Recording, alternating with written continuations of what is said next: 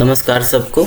ये दिवाली पूजा इन Norway vlog का दूसरा पार्ट है और इसका वॉइस ओवर का जिम्मेवारी मेरे ऊपर आया है। हम यहाँ पे जब दिवाली मनाने गए तो यहाँ पे बहुत सारे बिहार से लोग थे और साथ में कुछ महाराष्ट्र के भी थे, कुछ बंगाल के भी थे।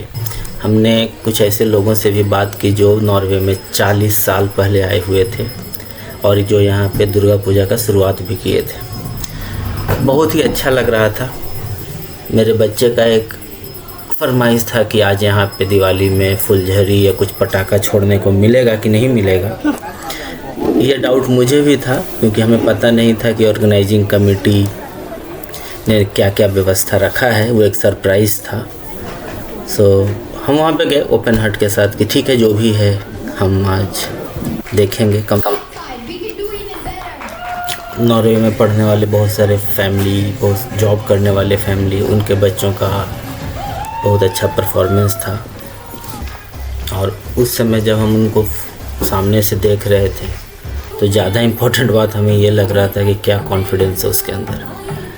फिर बहुत सारे जो लेडीज़ थी उनका डांस परफॉर्मेंस था। ये बड़े बड़े मल्टीनेशनल कंपनीज़ में कुछ पोजीशंस पे जॉब करते हैं, कुछ यहाँ पे टीचर्स हैं, किन्हीं का बहुत अच्छा बिजनेस है, कोई प्रोफेसर्स हैं, बट सब अपने अपने रूट्स को, अपने डेली लाइफ की एक्टिविटीज़ को अलग रखते हुए भी यहाँ पे अपने कल्चर को प्रस्तुत कर रहे थे।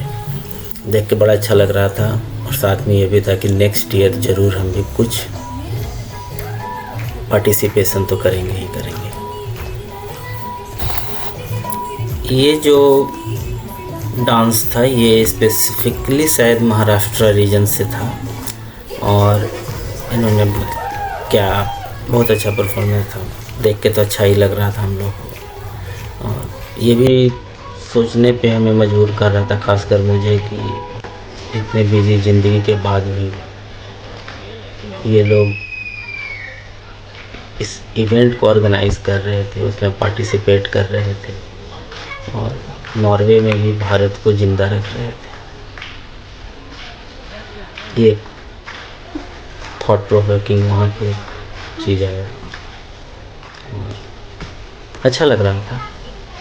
हमारे बच्चे भी एंजॉय कर रहे थे।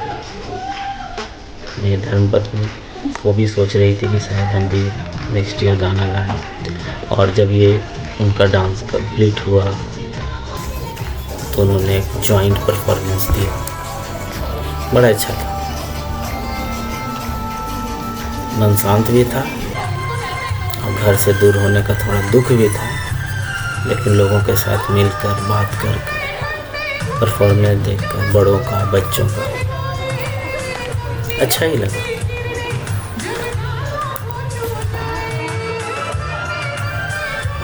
दिवाली में सारे परफॉर्मेंस के बाद जो एक बहुत ही यूनिक टाइप का परफॉर्मेंस हमने देखा वो था एक नालंदा से नॉर्वे का एक नाटक का मंचन किया गया और उसमें था कि कैसे बिहार में खासकर लोग समझते हैं कि जो बाहर देश में रहते हैं उनकी ज़िंदगी कितनी अच्छी है, वो कितना पैसा कमाते हैं, लेकिन शायद उनको ये पता नहीं होता और ये उनको पता इसलिए नहीं होता कि नॉर्वे में रहने वाले लोग उनको ये बताते नहीं हैं कि उनकी लाइफ में कितना स्ट्रगल है और उसके पीछे बहुत सारे कारण होते हैं।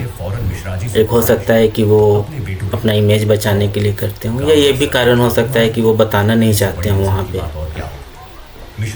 कि उनको दुख होगा कि हम यहाँ पे कैसे रहें। तो इसको दर्शाते हुए कॉमेडी टाइप में, उसको सरकाज़म के टाइप में वो नाटक बनाया गया था। बड़ा अच्छा नाटक था, वो देखने लायक नाटक। और उनके लड़कों का स्वागत किया जाए और नौकरी शौकरी का भी जुगाड़ हो, लेकिन क्या गजोधर चाचा के बेटे भी नॉर्वे में दौलत कमा पाएंगे या यहाँ की ठंड खाकर बैरंग लौट जाएंगे? अरे बाप रे बाप, छोटके भैया हो गए हैं बीमार और नॉर्वे में बीमार पड़ना मतलब पाप है पाप। यहाँ डॉक्टर से मिलने के बाद आपका दर्द और बिल दोनों बढ़ जाता है और जैसा कि हर बार होता है इस बार भी अंशु भैया ने सारा जिम्मा ब्रिजेश भैया पर चिपका दिया है और खुद पतली गली निकल लिए है। अब देखना ये है कि आज क्या छोटके भैया अपनी बीमारी जीपी को समझा पाएंगे? क्या उनका इलाज हो पाएगा? तो आइए आनंद लेते हैं हमारे बिहारी बाबू का ले गए वक्त अनुभव। ओ भैया, वो तो नॉर्वेजियन में बोलेगी, आपको समझ में आएगा? पूछे क्या? अरे एकदम फराटेदार नॉश बोलते हैं। सी लेवल आता है हमको, सी लेवल। सी लेवल? तो हम तो समझ रहे सी लेवल होगा भैया का। अरे चुपू नहीं यार, मतलब तुम्हें क्या बात करूं। चलो चलो लेके आगे का भैया ढूके हैं? अबे ढूके नहीं यार, नॉक करना पड़ता है। अरे ढूकिए ना भैया। अरे ढूको मत भाई, knock. Hi, welcome in. Welcome in. Sit down. Hold on, go there. Go the front. या कहाँ बोल रही भैया? Yeah. बात कर रहे हैं ना, बात कर रहे हैं।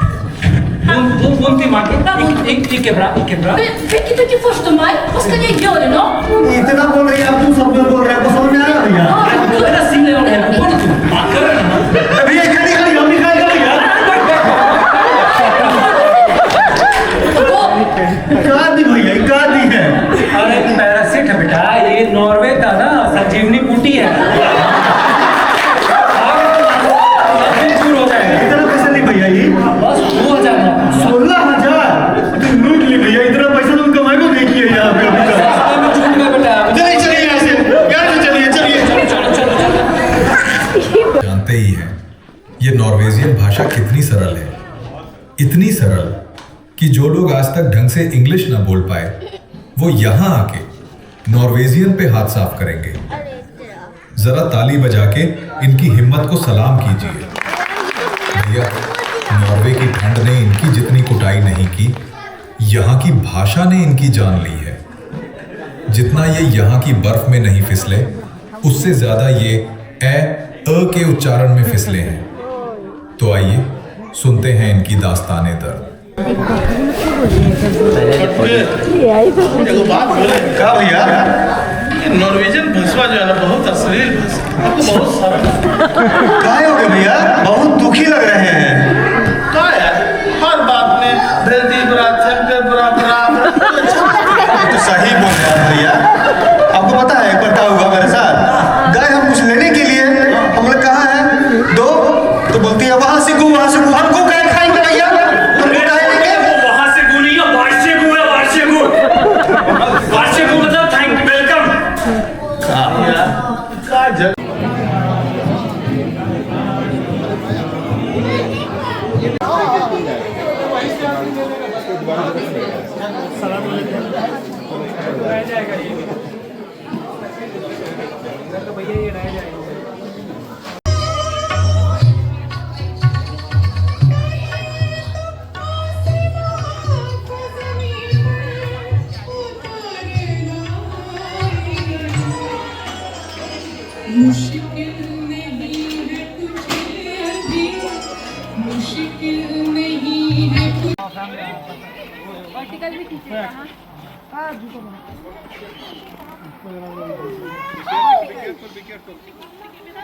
गो इधर इधर।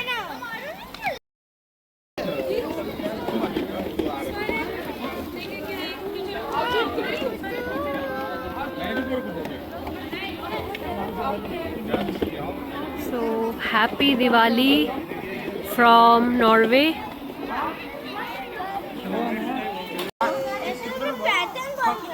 Happy Diwali. What is it for? You want to take it? Huh? You want to try? Yeah. All right. Yeah. Sure. Does it explode in my hand? Don't worry. और इसके साथ ही आज पूरे शाम बहुत अच्छा एंजॉय करने के बाद बिहार का नेशनल एंथम लगावे लूजर लिपस्टिक, इसके साथ ये इवेंट कंप्लीट हुआ। भोजन करने के बाद सभी को दुआ सलाम करते हुए हैप्पी दिवाली बोलते हुए सब घर की ओर चले गए।